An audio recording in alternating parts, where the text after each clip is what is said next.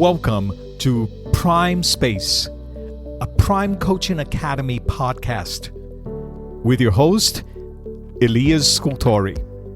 And hello, coaches. It's good to be back and be here with you. We are starting season 3 today, and I am so excited. There are so many wonderful things that I'm planning for the season, and guests and topics to talk about. Thank you for being here, and thank you for embarking on this journey with me. Today, I want to start our conversation here by sharing with you a conversation that I had with a former student a couple of days ago, and that conversation made me think of a couple of things. And I said, I think that I need to share that in the Prime Space podcast. And I think I'm going to make that as the first episode of this season. You know, when I was having this conversation with a student, and it's someone that is still in coach training and trying to build their coaching practice. And as we were talking, I noticed that this person was very focused on getting one-on-one clients, building their clientele. Where do I get my clients? Where do I have this one-on-one conversations, more of these one-on-one conversations? And this is a highly skilled professional with a tremendous background, diverse background, with lots to share and opportunities and connections. And as we were talking, I mentioned to him and I encouraged him to think of coaching beyond the one-on-one conversations. And I share that with him because I am a firm believer that the proposition of coaching is applicable everywhere. Yes, in coach training, we learn and we are focused on the specific coaching conversation model. But the foundation of this framework is much deeper than just markers and bars. At the core, coaching is all about humanity. It's about being human and relating with the other in a human to human manner. So I would love to talk about this because I think that this is a crucial point that oftentimes we miss, or we don't pay attention, or we don't notice that this is what we are addressing when we go through our coach training and when we go through our coach journey. There are core concepts that are foundational to everything that we do in coaching. And to me, that is the identity of coaching. And the one-on-one is just an application of these concepts. And I would like to divide these concepts into two groups. One is the way we view the other individual, and the other part is how we view ourselves. So let's start with the way we view the other. At the core of coaching is this concept of respect. Accepting the other person, the other human being, for who they truly are, holistically speaking. Believing in the value of every individual.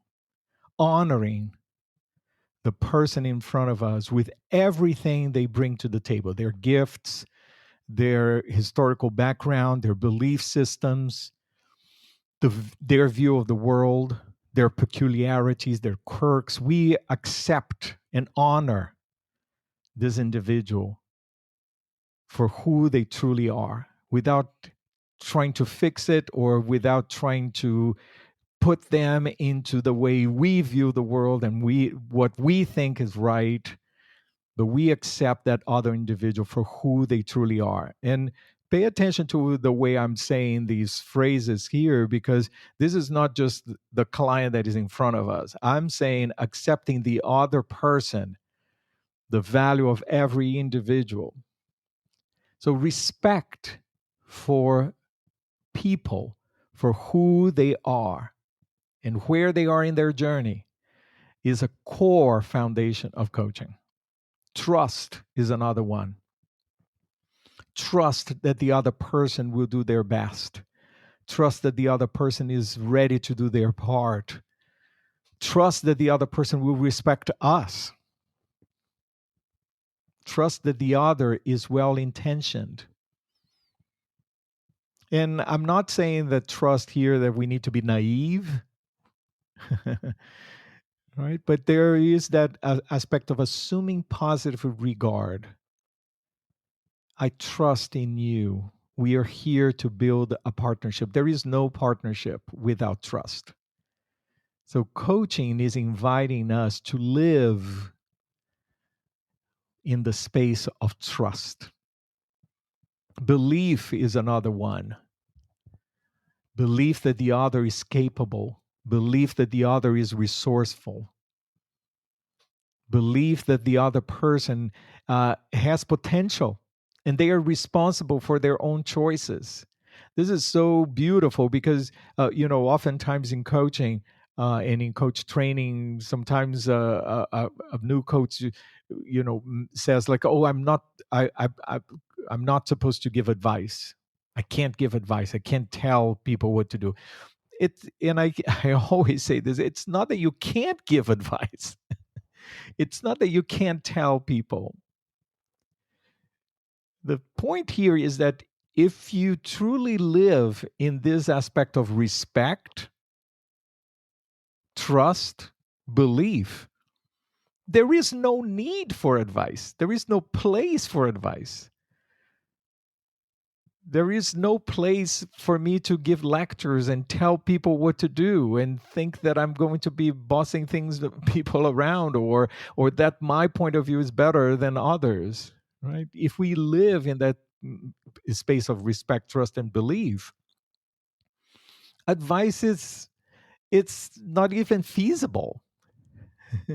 And that perhaps if we have the inkling to give advice, to tell, perhaps what's happening there is that we may need to check on how much respect we are having for this individual, how much trust are we putting on this person, how much we believe that this person can.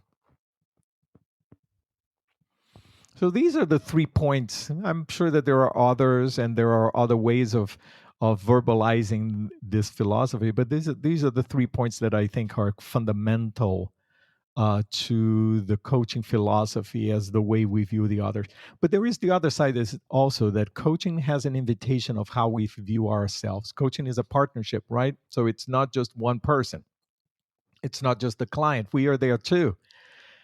So how do we view ourselves? And coaching invites us to build a level of self-worth where there is no need for us to prove anything, no need for us to boost or reaffirm our values. I know what my value is, and I don't need to show my values as a badge of honor everywhere I go. I don't need to put up an image or manage perceptions. There is an intrinsic certainty of who I am that there is no need to prove. Coaching invites us to a level of humility.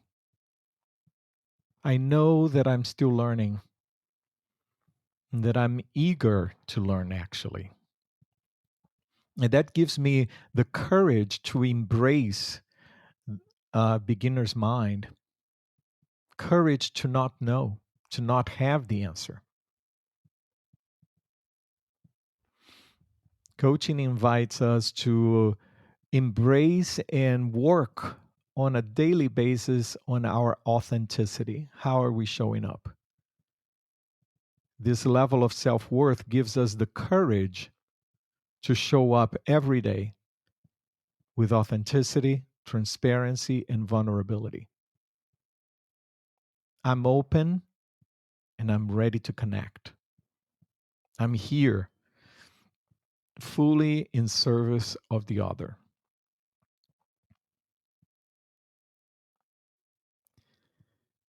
As you can see, these points, both the view that we have of others and the view that we have with ourselves, these points are not necessarily applicable only to the moment that we have coaching. These points are applicable and of tremendous value everywhere we go. In coach training, yes, we put tremendous focus on the coaching conversational framework, but that is just one application, one possible manifestation of this philosophy.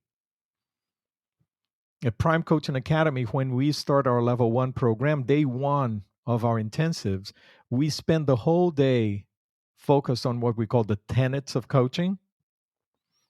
And we address directly and indirectly some of these points that I'm talking about here, because we believe that this is the foundational aspect of everything. If we as coaches understand these points and we live by them, the technical aspects, the bars, the markers, all of the competencies, the subcompetencies, all of that, it's easy because they all come from these concepts.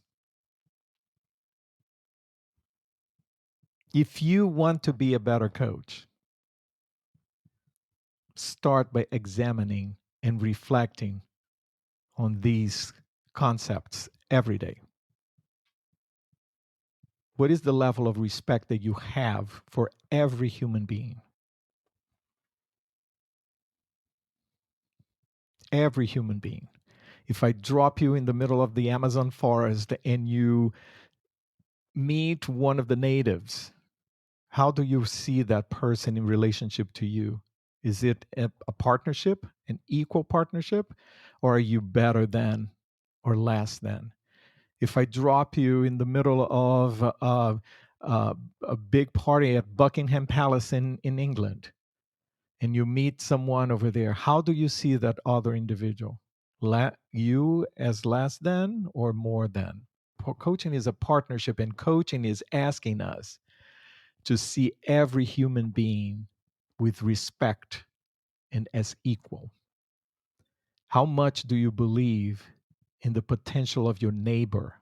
And then there is the definition, who is your neighbor, right? Where is your level of self-worth, of self-love? And the need to use your value as a badge of honor to prove of your value everywhere you go, in every conversation. How much of all of this is trumping in the space of others?